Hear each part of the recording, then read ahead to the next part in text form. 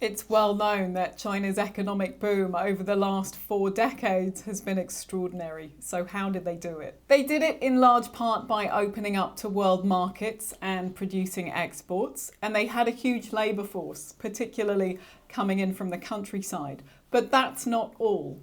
They had something extra which other countries don't have, which meant that they could make their exports extra appealing to other countries. And it's something that's not very often talked about, so what was it? It's this thing called the Hukou system. It's a household registration permit, and this divided the whole population into urban people and rural people and restricted where they could live and work. And it acted as a kind of massive barrier or a dam between the cities and the countryside.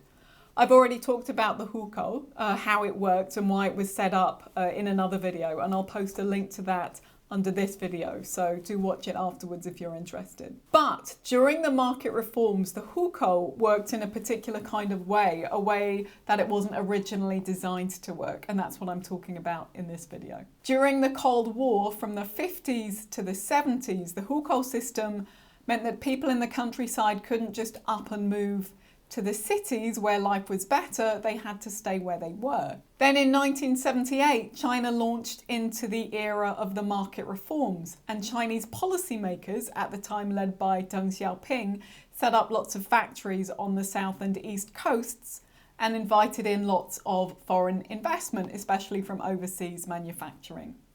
At that point, lots of rural people from the countryside actually did start heading into the cities to work in these factories. And they worked in a lot of other jobs too, like construction. But significantly, Chinese policymakers didn't get rid of the Hukou system, they kept it. They just let local officials who were running the cities turn a blind eye when all these rural migrant workers from the countryside started showing up and looking for work. And they did that in ever increasing numbers, eventually numbering well over 200 million people. This is huge numbers of people that we're talking about. So this was a bit like the dam bursting. Now here's the really important part. That doesn't mean that the Hukou system stopped working. It still worked, but now it worked in a very different way. If you saw that other video on the Hukou, then you'll know that the state benefits and public goods like housing and healthcare that people were entitled to were tied to their Hukou registration permit. In other words, they can only access those public goods in the location where their Hukou is registered.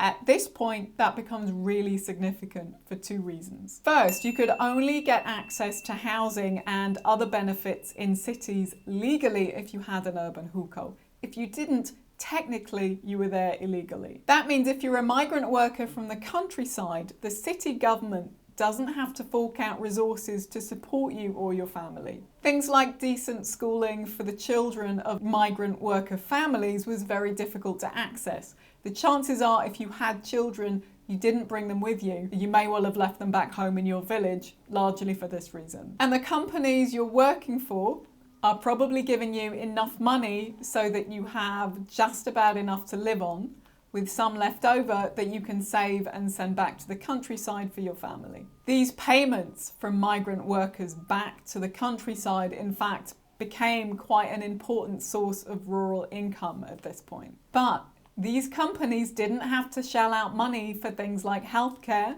or your pension or for permanent housing for you to settle permanently with your family in the city, because you can't settle there permanently, you're not allowed to. And second, in the countryside, everybody with a rural Hukou had a plot of agricultural land which they're entitled to based on China's collective rural land system. Again, I have another video on that which you're welcome to take a look at after this one if you want to. There'll be a link in the description below this video. This likely isn't a huge amount of land. You can probably grow a few vegetables on it, but you can just about keep yourself going. And it's also back in the countryside that you're going to be able to access things like healthcare, though the standard of healthcare likely won't be as good as in the cities. This means that, in effect, the countryside and that little patch of land you've got is providing your basic means of subsistence to keep you going. This is really relevant because remember, while you may be able to find somewhere temporary to stay in the cities just while you're working there, you still don't have legal rights to be there.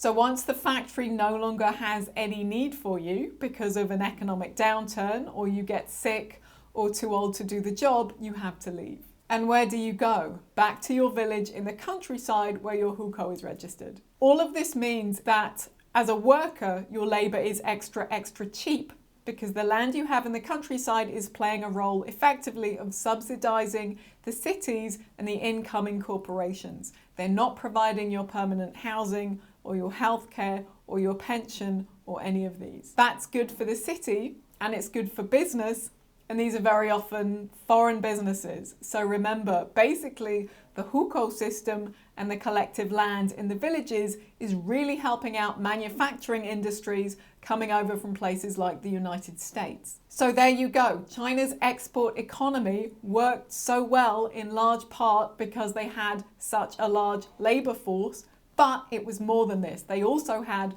the hukou system, which meant that this labour was extra cheap and therefore extra attractive for everyone else. But it also meant that because rural migrant workers were being paid so little, life in the countryside was pretty harsh.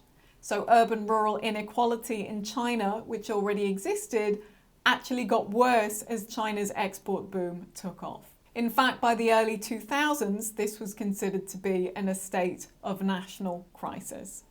LIN Chun, Emeritus Professor of Comparative Politics at LSE, said this: "The fact that migrant workers with urban jobs have largely relied on rural resources for their families' reproduction explains the existence of a very cheap labour reserve in China's globalising market. With the countryside as a social safety valve, the reform regime has enabled global capital to keep exploiting Chinese labour at an extraordinarily high rate.